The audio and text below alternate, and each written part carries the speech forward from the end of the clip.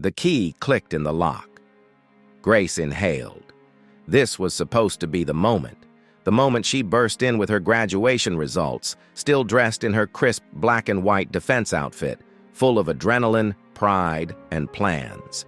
She had just defended her final thesis in law school.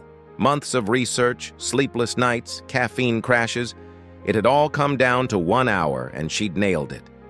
Now, she wanted Josh. A kiss, a lift off the ground, a celebratory plate of suya, and a cold bottle of malt. They were engaged. Wedding preparations had already started. Her parents had paid the bride price deposit. She had already chosen colors for the bridesmaids, so why did her stomach twist the moment she stepped inside? The curtains were drawn. The air was heavy and warm. Her eyes landed on the couch. Josh, Rachel, her closest friend since freshman year. Her maid of honor, curled up against Josh's side, wearing one of his old t-shirts, her fiancé's t-shirt, hair a mess like she hadn't just arrived, but slept there. A half-empty wine bottle rested on the table. Josh's hand lay on Rachel's, thigh like it belonged there. Grace didn't speak. Couldn't. The file she was holding, the one containing her defense results, suddenly felt like lead. Her fingers clenched around it. Josh's eyes widened. "Grace!" Rachel sat up, flustered. "You didn't tell me she'd be back this early." "That's what you're going with?" Grace asked. Her voice was low, calm, terrifying. Josh stood, stammering. "Grace, I know how this looks. You know exactly how it looks." She cut him off. No shouting, no crying. Her eyes moved from one to the other. "And you're not even sorry enough to hide it properly." Rachel's eyes darted to the wine. It wasn't planned. Grace gave a small, bitter laugh. "But you didn't stop it either." Josh stepped forward. "We need to talk." "I was coming to celebrate with you," she said, eyes fixed on him. "I passed my final defense. I was dreaming of forever. Of us." Silence. "I was planning a wedding," she whispered, "while you were in here, unplanning it." Josh's mouth opened. Nothing came out. Grace took a deep breath, turned toward the door. "The two of you deserve each other." She walked out without a scream, without a single curse, just the click of the door shutting behind her. By 9:42 p.m., Grace was sitting alone in a lounge called Elixir. Her glass of red wine sat untouched. The light caught the deep circles under her eyes. She didn't do this. She didn't go out to bars, especially not alone, but tonight didn't feel real, like she was walking through fog. Her phone buzzed. Again. Calls from her mother, missed messages from friends. She ignored them all. Across the room, Ethan nursed a drink with a circle of friends. The atmosphere around their table was noisy, jokes flying, bottles clinking, bones of pepper soup, discarded like trophies. But Ethan wasn't laughing. His eyes kept wandering to her, a woman sitting alone, still in formal attire. Hair pulled back, shoulders tense, eyes vacant. "Bro," one of his friends said, clapping him on the back. "What's up with you tonight?" Ethan stood abruptly. "Be right back." He walked across the lounge and stopped beside her table. "Mind if I sit?" Grace looked up, startled. "Do I know you?" "No," he said. "But you looked like you could use a quiet friend." There was a pause. "I don't even know why I'm here," she said, eyes on her glass. "You want to talk about it?" "I walked in on my fiancé and my best friend." Her voice broke slightly. "Together," Ethan exhaled. "Damn. And now I'm drinking something I don't even like," she added. "I could leave," he offered. She shook her head. "You're better company than my thoughts," he smiled. "That might be the nicest thing anyone said to me all day." He sat. The bartender came over. Ethan nodded. "Sweet red," he said. "She looks like she needs sugar, not fire." Grace raised an eyebrow. "You don't burn every night," he said gently. Some nights you just breathe. The wine arrived. Ethan poured her a glass and slid it over. They drank. They talked. Time blurred. She told him everything. Well, almost. The betrayal. The years invested. The plans shattered in a single moment. He listened. No interruptions. Just quiet empathy. "You know what hurts most?" she said softly. "I waited." "For what?" "For marriage," she said. "For the right moment. I saved myself. For him." Ethan's eyes softened. "Really?" "I wore it like a badge," she said. "Turns out it didn't make me special." There was a long silence. Then she looked at him, dead in the eye. "Do you want it?" Ethan froze. "What?" "My virginity." He blinked. "Are you sure?" "I don't want it anymore," she said. "I'm tired of saving things for people who don't care." Another pause. "You don't know me," she added. "I don't know you. That's the point." He looked at her a long time, then reached into his pocket. "I'll call a cab." "No," she said. "Take me upstairs." They didn't speak much in the elevator. Her fingers brushed his once, and the tension was electric, but not romantic, not tender, just raw. In the hotel room, the silence stretched. No music, no moans. Just slow, quiet breathing. It wasn't about lust. It was about erasing pain, stripped of names, history, context. Just two strangers escaping their own stories. By dawn, the bed beside Ethan was empty. The bedsheet still held her warmth. Her glass sat untouched on the nightstand, but she was gone. He sat up slowly, rubbed his eyes, looked around. No name, no phone number, no message, not even a trace of perfume. He sat on the edge of the bed, hands on his knees. And for the first time in years, Ethan Kingsley felt hollow. Whatever last night was, it had left a mark. He just didn't know how deep it would go. Grace walked back into her apartment just before 7 a.m., her heels clicking softly on the tile. She closed the door gently, as if the sound might wake something shameful. The morning. Light was harsh, too honest. She dropped her keys on the table, slipped off her shoes, and stood still. Her hands shook. Last night was not her. She didn't do things like that. Did she? The thought of Josh and Rachel flashed in her mind, but the image was numb now, like looking at pain through thick glass. What stung sharper was how she had responded, not with rage, not with tears, but with something colder, something that took her to a stranger's bed, to a place where the old Grace would have never gone. She sat on the edge of her bed, head in her hands. "What were you thinking?" she whispered to herself. No answer. For the next 2 weeks, Grace lived on autopilot. She avoided her friends. She ghosted Rachel's messages, half apologies laced with excuses. Josh tried to call once. She declined. She dove into finishing her paperwork for graduation, picking up her transcripts, clearing her name from the student housing list. She was moving forward, or so she told herself. Then one morning, her period didn't come. She wasn't alarmed, not at first. "Stress," she muttered. "Stress delays things." But the second month came and went. The nausea crept in. So did the metallic taste in her mouth. The moment she realized something was wrong was in a lecture hall, grading papers for a professor she assisted. The smell of dry erase marker made her gag. She ran to the bathroom and stayed there for 10 minutes, shivering and pale. The next morning, she lined up 3 pregnancy tests like suspects on trial. All 3 blinked at her with bold pink confirmation. Positive.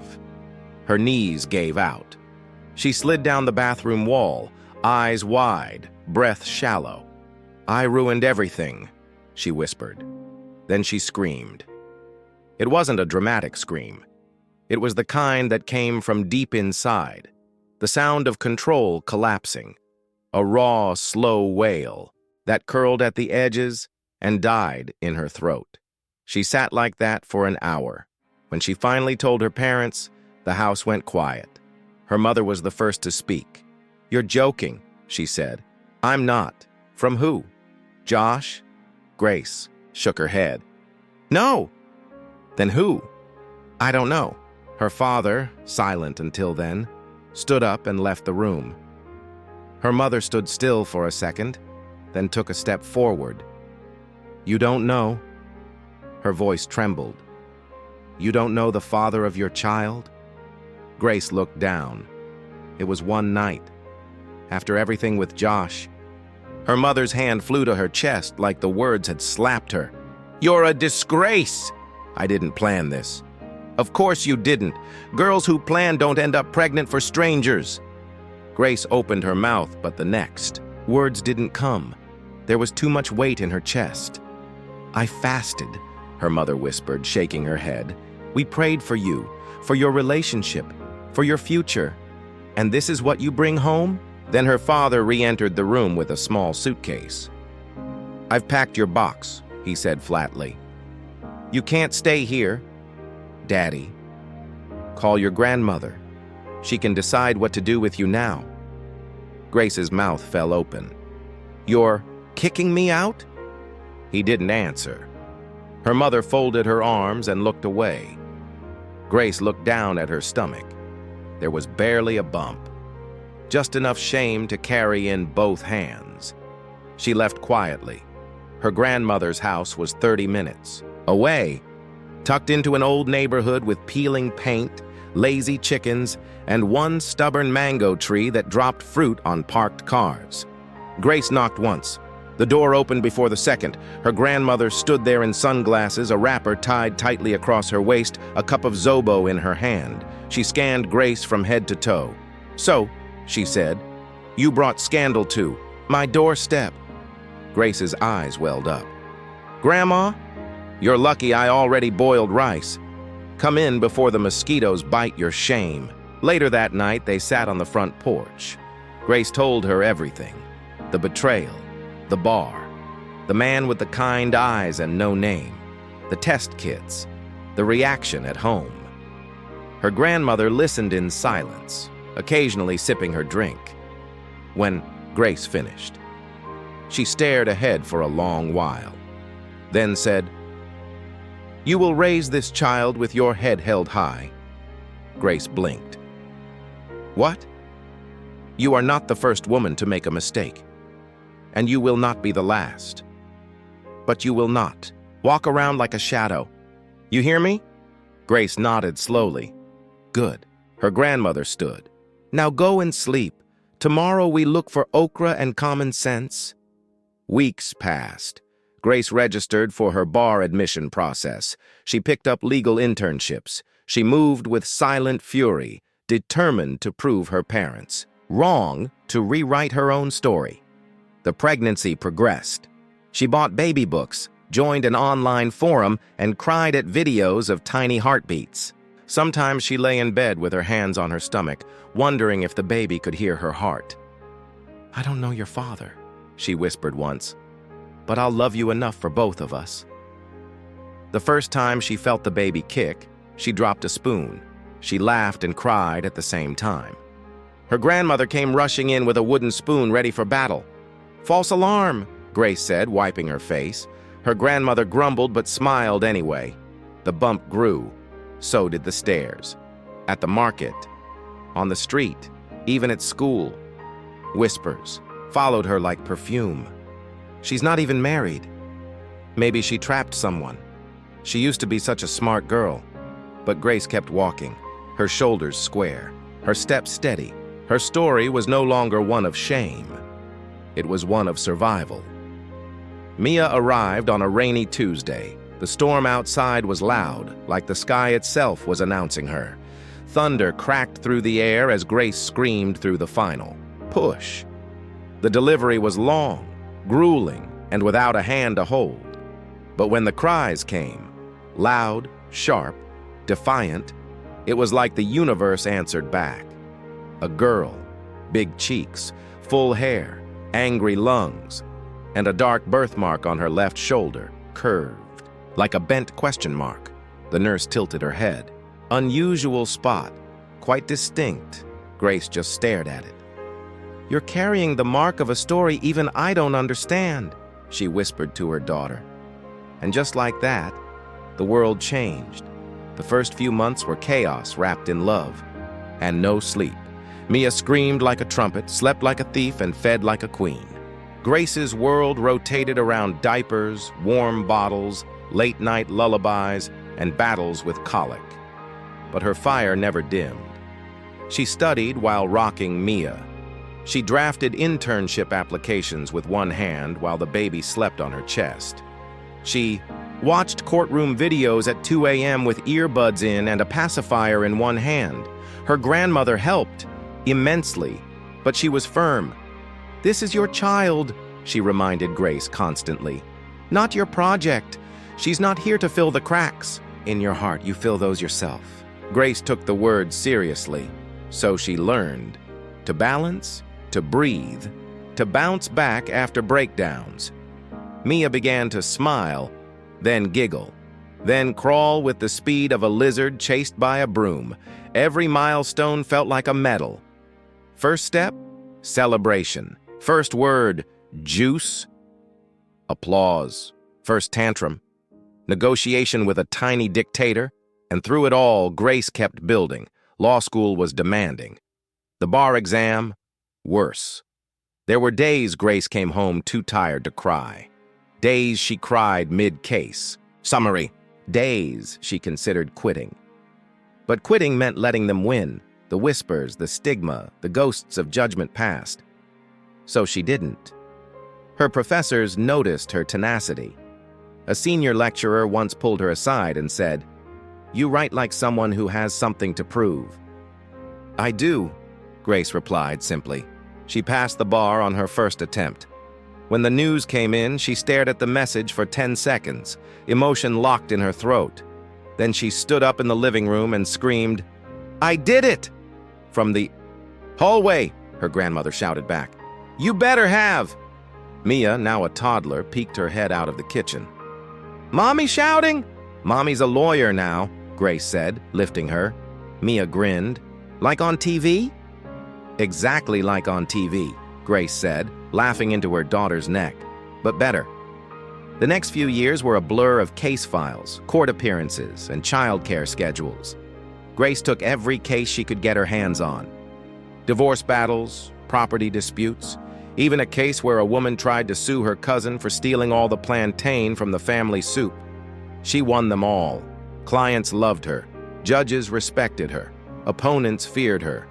Not because she shouted, but because she didn't have to. Grace became known for her precision, her calm fury, her refusal to be intimidated. And yet, every win brought her back home to Mia, where lunchboxes waited to be packed and cartoons played too loud. Mia grew fast, too fast. She had a mouth on her, sharp, observant, fearless. One day, at just 4 years old, she walked into the kitchen and said, "Mommy, I want to be president." "Of Nigeria?" Grace asked. Mia shrugged. "Of everywhere." Her grandmother almost dropped her tea. Mia asked 1,000 questions a day. Why is the sky blue? Why can't people fly? Why don't I have a daddy? That one always caught Grace off guard. She usually deflected. "He's not here right now." Or, "He lives far away." Or, "Some people don't have daddies around and that's okay." But deep down, she knew it wasn't enough. The man was out there somewhere, maybe still in the UK, maybe not. He didn't even know she existed. He didn't know about the night, the pregnancy, the child, the mark on her shoulder.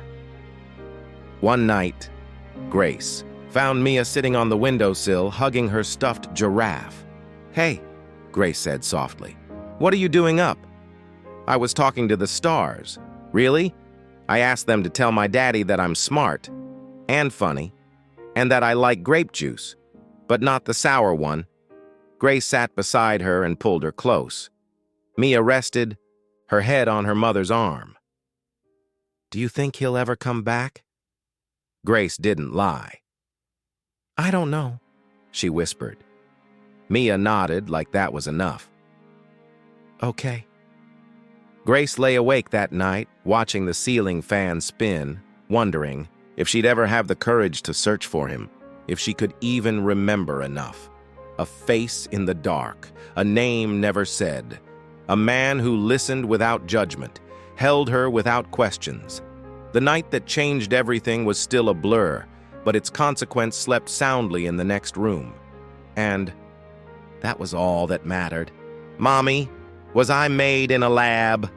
Grace froze mid-sip of her tea, blinking across the breakfast table at her 5-year-old daughter.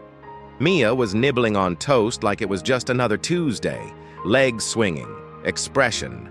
Casual, excuse me? Grace asked carefully. Mia shrugged. Chelsea said kids without daddies were probably made in a lab by scientists in white coats. Grace set her cup down slowly. Chelsea said that? Mia nodded. She also said her daddy can beat up anyone. Even Spider-Man. I don't think that's true. Spider-Man is fast. Grace exhaled, fighting the sting rising in her chest. You are not made in a lab, Mia. Then where's my daddy? There it was again. Not with anger, not even sadness, just curiosity, but it cut deeper than anything else. Grace got up, walked around the table, and knelt beside her daughter. She took Mia's hand and looked her in the eye. You were made with love, even if it wasn't the kind of love that stayed. Mia tilted her head. Did he leave because I wasn't born? Yet? Grace smiled, her heart folding in slow motion. He left before he knew you existed, but if he met you now, he'd never want to leave again. Mia considered that. I'd show him my drawings. Exactly. And my frog collection. Maybe leave the frogs out at first, Grace chuckled. Mia giggled, then leaned in and whispered, So I'm not a science experiment? You are 100% magic, Grace said, planting a kiss on her forehead. But Grace didn't laugh that night. After Mia was asleep, she lay on the couch, staring at the ceiling. The conversation had rattled something. She'd worked so hard to create a world where Mia didn't need anything more. But now, the cracks were starting to show, not in her daughter, in the lies she told to protect her, and maybe in the ones she told herself too. The next week, Mia came home from school unusually quiet. She dropped her bag, went to her room, and didn't say much at dinner, just poked at her rice with her fork. Grace watched her carefully. Want to talk? She asked. Mia shrugged. Grace waited. 5 minutes passed before Mia mumbled, Everyone made Father's Day cards today. Grace's chest tightened. I didn't have anyone to give mine to. She looked up with wide eyes. Can I give it to Grandpa? Grace forced a smile. You can give it to anyone you want. I told Miss Janet I didn't have a daddy. She smiled funny and said, Oh, then just walked away. Grace swallowed. I'll talk to her. Mia's eyes stayed on her plate. I don't like being different, Mommy. Grace reached across the table and took her hand. Being different doesn't mean being less. But they all have someone who picks them up from school sometimes, or buys popcorn at the gate, or yells on the football field like a crazy person. Grace laughed. I can yell like a crazy person. You already do, Mia smirked. They both laughed, but Grace didn't miss the way Mia blinked faster afterward, like she was holding back tears. Later that week, Grace showed up at school unannounced. Miss Janet met her in the hallway. I'm glad you came, the teacher said. I've been meaning to talk to you too. Oh? She's brilliant, Miss Janet said quickly. Smartest in her group, sharp, vocal, independent.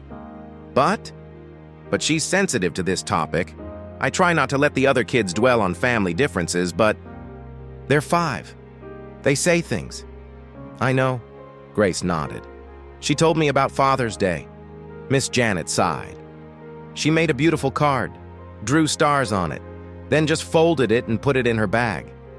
She gave it to my father, Grace said softly. which was generous, considering he kicked me out when I was pregnant. Miss Janet blinked. "Oh, yeah," Grace said. "Oh." They were quiet for a second. "I'm not asking you to change the school," Grace added. "Just maybe be aware that for some kids, questions like, 'What does your daddy do?' come with weight." "Understood." Grace nodded. "Thank you." She turned to leave, then paused.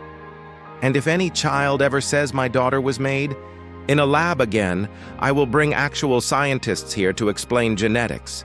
Miss Janet smiled. Duly noted. At home, things shifted. Grace started talking more openly with Mia. Still no names, still no faces, but more truths.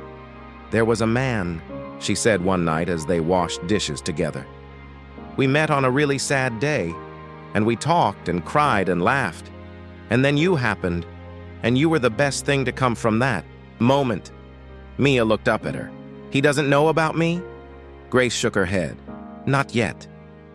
"Are we going to tell him?" Grace hesitated. "I think one day, yes."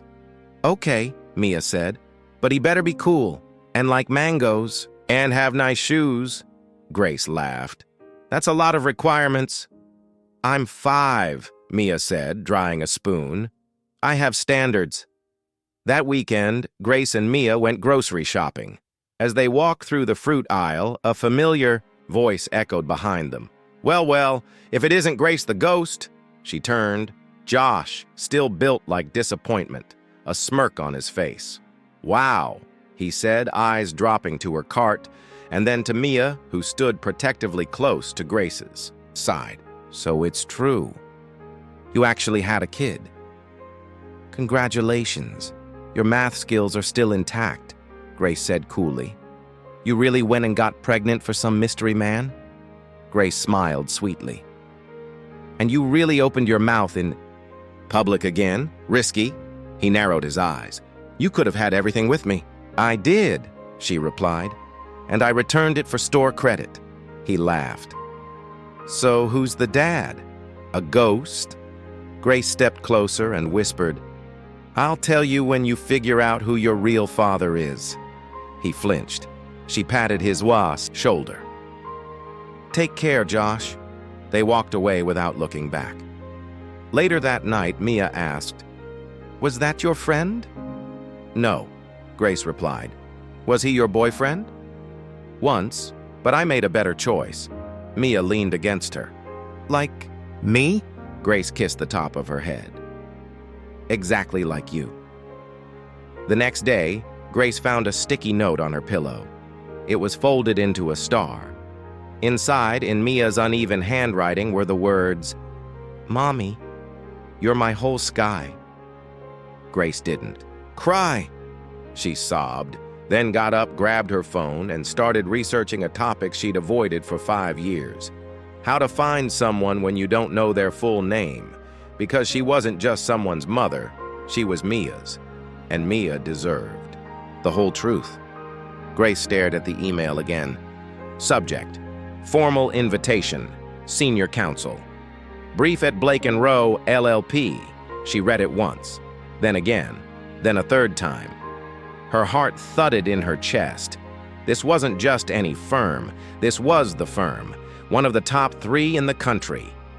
Heavyweight, litigation, elite clientele, courtroom prestige. Grace had dreamed of this, but never expected it to arrive so soon. She turned her laptop toward the kitchen, where her grandmother was peeling oranges like a surgeon. "Read this," Grace said. Her grandmother wiped her hands and squinted at the screen, then screamed, "Jesus, your mother has been hired by rich people." From across the living room, Mia dropped her crayon. "Who's rich?" she asked. "A very big law firm," Grace said, barely containing her smile. Mia tilted her head. "Do they keep ice cream in their fridge?" Grace laughed. "Hopefully not next to legal files." Her grandmother beamed. "Whether they serve ice cream or pepper soup, they've called your mother to come and collect destiny." The first day at Blake & Rowe felt like stepping into another world. Glass elevators, floors that gleamed, A receptionist with perfect nails and zero emotion. Everything screamed power and polish. Grace wore her sharpest suit. She'd had it pressed the night before, double-checked her documents, and even ironed Mia's clothes like a nervous habit. Because today, Mia was coming with her. It was a public holiday. Schools were closed. Grandma had traveled to the village for a burial, and the babysitter had sent a voice note that morning, vomiting in the background. Grace had no choice. Mia had opinions. A lot of them. As they stood outside the staff daycare on the first floor, Mia crossed her arms. "I don't want to stay here," she said.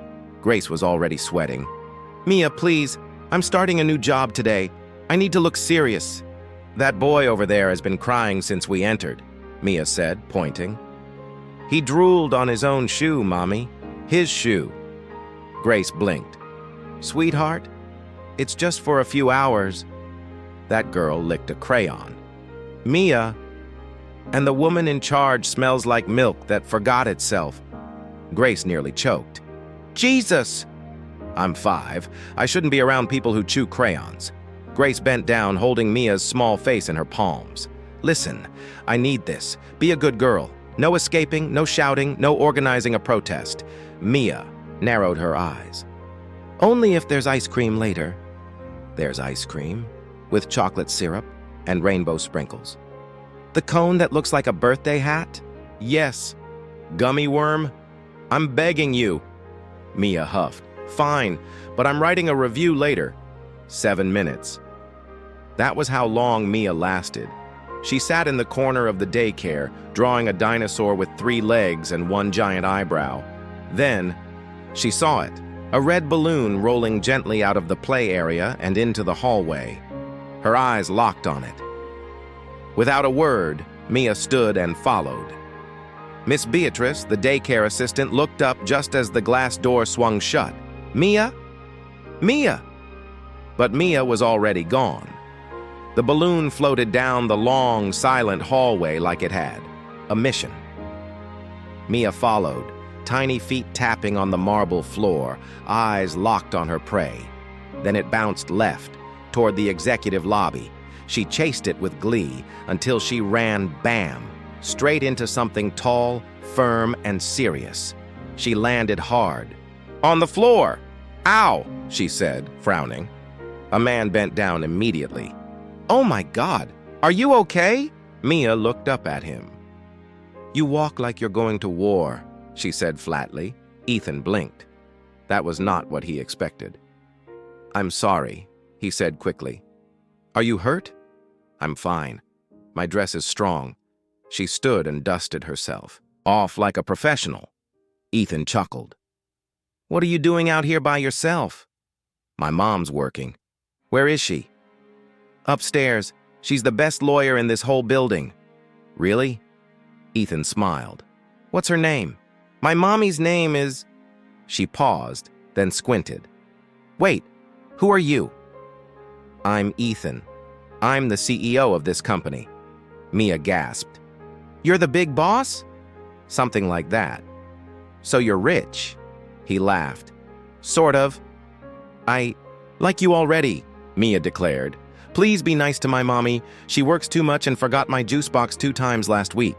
"I'll try," he said, amused. Mia scratched her shoulder and her dress slipped slightly to the side. That's when Ethan saw it.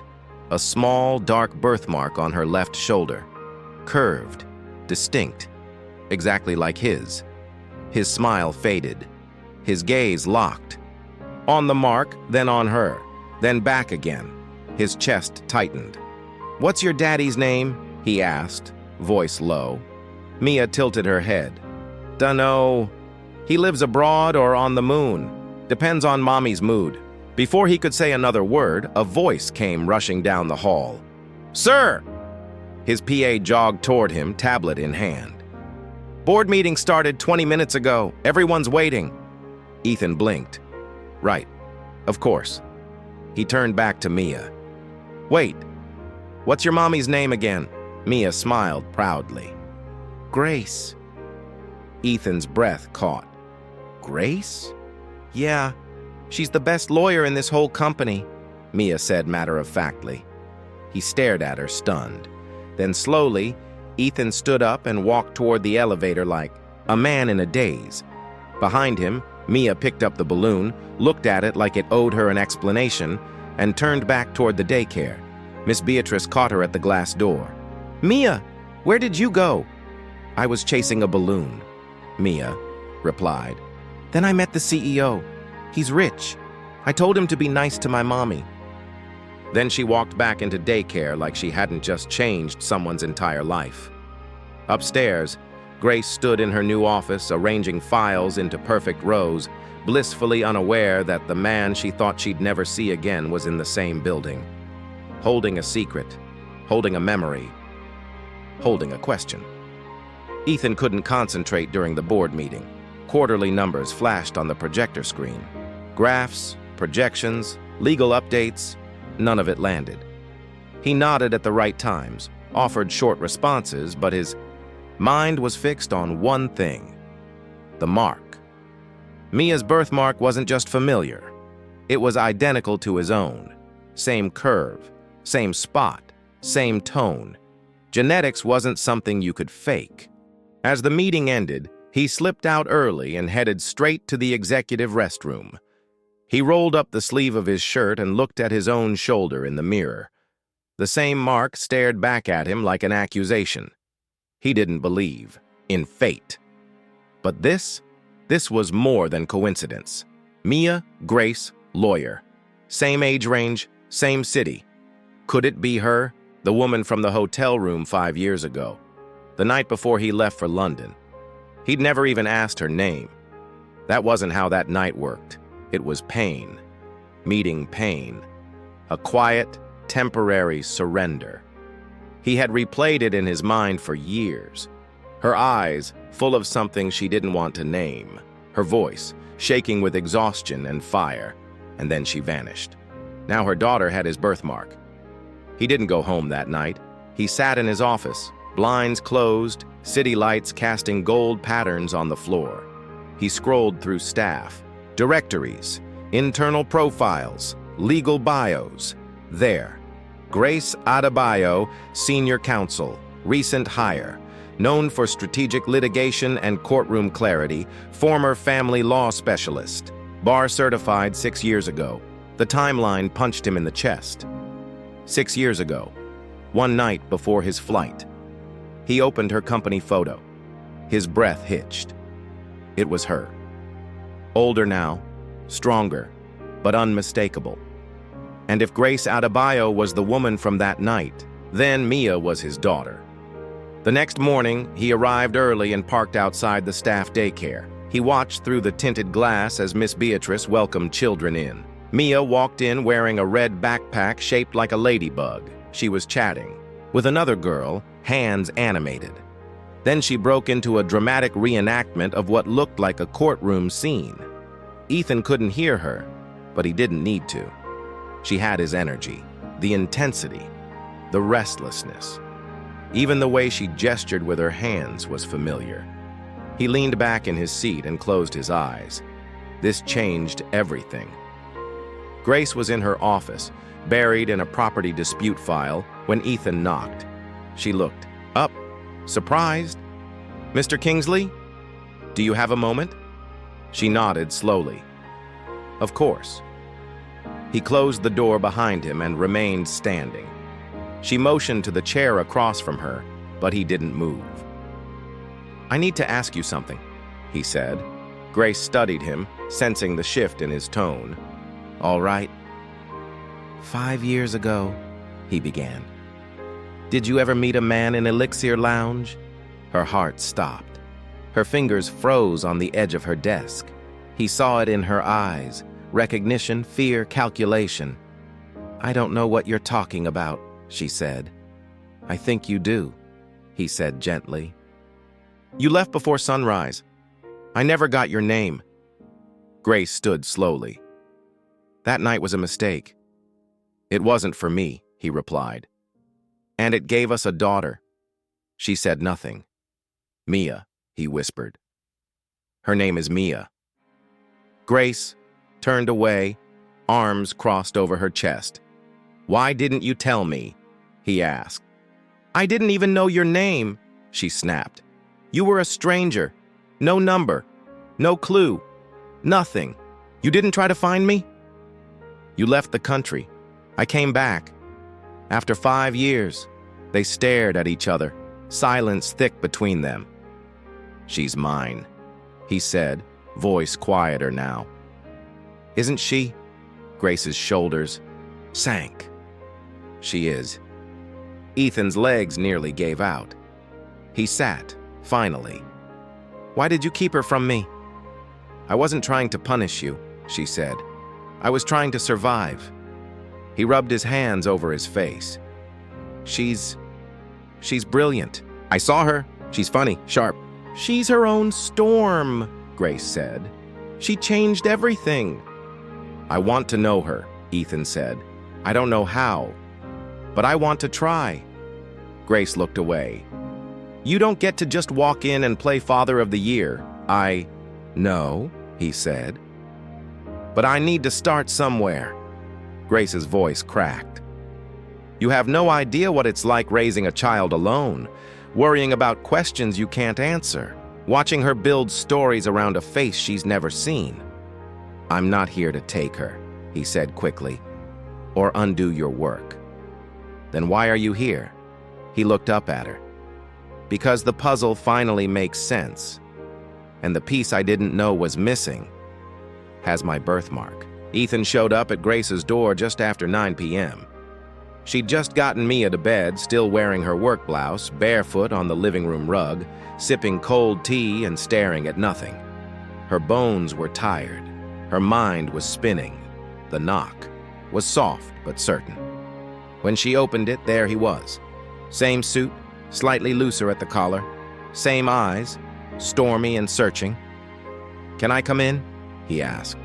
She hesitated, then stepped aside. They sat across from each other in the quiet, surrounded by dim lamps and the hum of the fridge. You shouldn't have come to the office today, she said. I had to. Grace leaned back, arms crossed. So what happens now? You want to schedule a meeting with HR and draft a custody proposal? Ethan flinched. You think I'm here to sue you? I think you're a man used to getting what he wants, she said. He looked at her. I wanted her. I just didn't know she existed. Grace stood and paced the room. And what would you have done with the knowledge back then, Ethan? You were on a plane to the UK. You had a new job, a new life. She's my daughter. She's my life, Grace snapped. Their voices echoed for a second, then faded. Ethan exhaled slowly. I'm not here to fight you. You're not. But your presence alone rips open wounds I've spent years sealing shut. He swallowed. Grace, you kept her from me. You weren't here, she said. You weren't reachable. You were a one-night ghost with kind eyes. You could have looked harder. I was 23, humiliated, homeless, pregnant. I was busy trying not to fall apart. He said nothing. Grace stepped closer, her voice lower. Do you know what it's like to be pregnant and alone? To throw up on public buses and lie to classmates because you're too ashamed to say the truth? To be kicked out of your parents' house, sent to your grandmother like a scandal nobody wanted? No, Ethan whispered. I don't. Exactly, he rubbed his temple. I didn't mean to disappear. I know. I wasn't running from you. I didn't even know what I was leaving behind. Grace sighed. And I wasn't hiding her out of spite. I was just surviving. Ethan leaned forward, elbows on his knees. I feel like I missed her entire beginning. You did. That hurts. Grace looked away. Try watching her fall asleep, asking why her daddy doesn't know she exists. That hurts too. The silence between them was sharp. After a long moment, Ethan spoke again. She told me her name like it was a gift. I remember thinking, Mia, that's perfect. Grace's lips trembled slightly. She reminds me of you, he added. The way she stands like she owns the floor. The way she stares down adults like she's already passed judgment. She's stronger than both of us, Grace said. She doesn't even know what she carries. Ethan nodded. She will. Grace sat. The energy between them shifted, still tense but no longer volatile, just heavy, human. I don't know what you want from me, she said quietly. I don't know yet either. I just know I want to be part of her life. Grace bit her lip. She doesn't know who you are. Then let me earn it. How? I start small. I learn what she likes. I learn who she is. And if you'll let me, I show up. Grace studied him for a long time. She's funny, you know, brutally honest. She thinks Spider-Man could beat her classmates in a fight, but not Chelsea because she bites. Ethan smiled, eyes softening. She talks to stars, Grace continued. She once asked them to send her love to her dad, said she hoped he liked grape juice. He looked down, jaw tight. And when she's nervous, Grace added, she pulls at her left sleeve like she's hiding her thoughts. I'd do that, Ethan whispered. I've done that since I was a kid, Grace nodded. Yeah, I noticed. An hour passed. They talked, argued softly, unpacked years of silence. By the end of it, Grace leaned back on the couch, eyes closed. Ethan sat on the floor, back against the coffee table, staring at the ceiling. She deserves to know the truth, he said finally.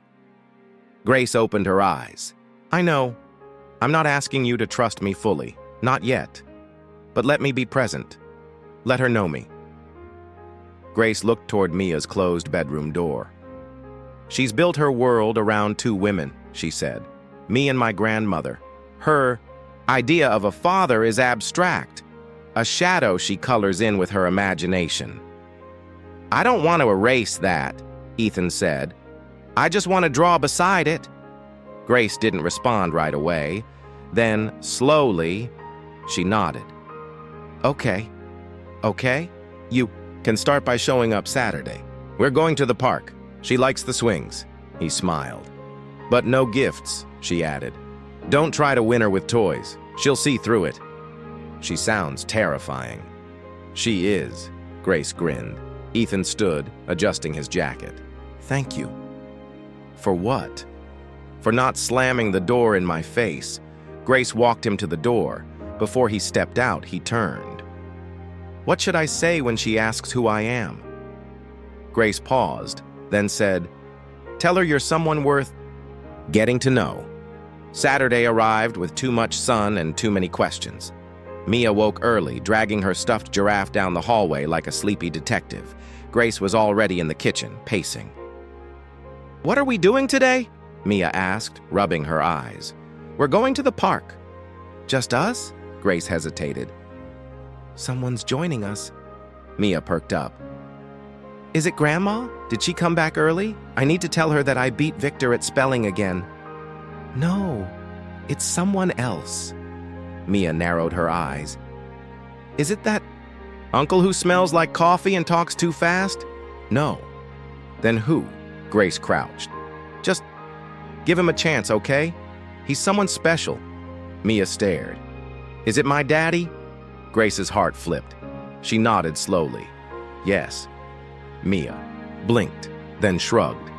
Okay, but if he's mean, I'm telling Grandma to ban him. They met at Magnolia Park, the green heart of the city. Children ran through fountains, parents guarded juice boxes like gold, and bubble vendors wandered like magicians. Ethan stood near the gate in jeans and a white shirt, a picnic blanket under, his arm visibly nervous. When he saw them approaching, he straightened, smiling tightly. Grace gave him a small nod. Mia clutched her mother's hand. This is Ethan, Grace said. Ethan, this is Mia. Mia looked him over like a tiny inspector. You're taller than I imagined, he chuckled. Good to know. And your shoes are okay. Not amazing, but okay. I'll try harder next time. Grace raised an eyebrow. Mia tilted her head. Do you like mangoes? I do. Okay. You may continue. They found a quiet patch near the duck pond and spread the blanket. Mia sat between them at first, cautious. Grace brought out snacks. Ethan brought coloring books. Mia picked a blue crayon and started sketching. Ethan leaned over. "Is that a dinosaur?" "No," Mia said, scandalized. "It's a lawyer." He blinked. "With 3 eyes?" "She sees everything," he laughed. "Of course." Mia glanced at him. "Do you know any lawyers?" "I might know 1 or 2. Are they cool?" "The coolest." She gave a tiny approving nod. An hour passed, then another. The ice began to melt, figuratively and literally. Ethan offered her juice. She asked him if the clouds followed him like bodyguards. He told her the clouds were probably trying to copy her hair. By midday, they were playing I Spy and laughing at a duck that kept attacking its own reflection in the water. Grace watched from her spot, quiet, unsure what to feel. Part of her was terrified. The other part was lighter. She wasn't alone anymore. At home that evening, Grace's grandmother was waiting with a fan and a sarcastic smile. "So," she said, "did the prince show up with a carriage?" Grace rolled her eyes and dropped her bag. "He showed up with crayons, and manners, and patience." The older woman sipped her tea. "Maybe he's not a full disappointment." Grace sat beside her. "She liked him. Of course she did. That child has taste." She asked if she could see him again. The grandmother turned. "And what did you say?" "I said yes." She nodded. "Good. Let her know both sides of her story." Grace leaned her head on her grandmother's shoulder. "You're not losing her," the woman said softly. "You're expanding her world." Grace didn't answer, but her hand tightened slightly. The next time, Mia invited Ethan to her school's parent show and tell. Grace was hesitant. Ethan was terrified. "But," Mia insisted, "you said you want to know me, right?" So he showed up. In a room full of mommies and daddies holding storybooks, Ethan brought a diagram of how courtrooms work, drawn on a poster board with Mia's help. "This is where the judge sits," Mia declared proudly, pointing. "And this is where the lawyer stands. Like my mommy." The class clapped. One boy asked if Mia's daddy was a superhero. She smiled. "He's learning." Weeks passed. Ethan became part of their rhythm. He picked Mia up from school once a week. He brought her mangoes and made her laugh. He listened to her rants about crayons and dinosaurs and classroom politics. Grace watched cautiously, always from the edges. But slowly, she began to breathe differently. One night, after dinner, Mia sat at the table with her hands folded. "I've made a decision," she said. Grace and her grandmother exchanged glances. "I think Ethan should be my part-time daddy." Her grandmother blinked. "What does that mean?" "It means he can't just walk in and take the whole title. He has to earn it in stages." Grace choked on her tea. Mia continued, serious as a judge. "So he can be my weekday daddy for now. Maybe weekends later, and if he's really good, full-time by Christmas." Ethan, when told, laughed for 5 straight minutes. Then he said, "Tell the judge I'll accept those terms." One evening, Grace stepped outside to find Ethan sitting on the front step, Mia asleep against his chest. She conked out mid-story, he whispered. Grace sat beside him. For a while, neither of them spoke. Then Ethan said, "I know I can't erase the years I missed." "No, you can't. But I can show up for the ones ahead." Grace nodded. "She thinks the world of you," she said. "But don't ever give her a reason to doubt it."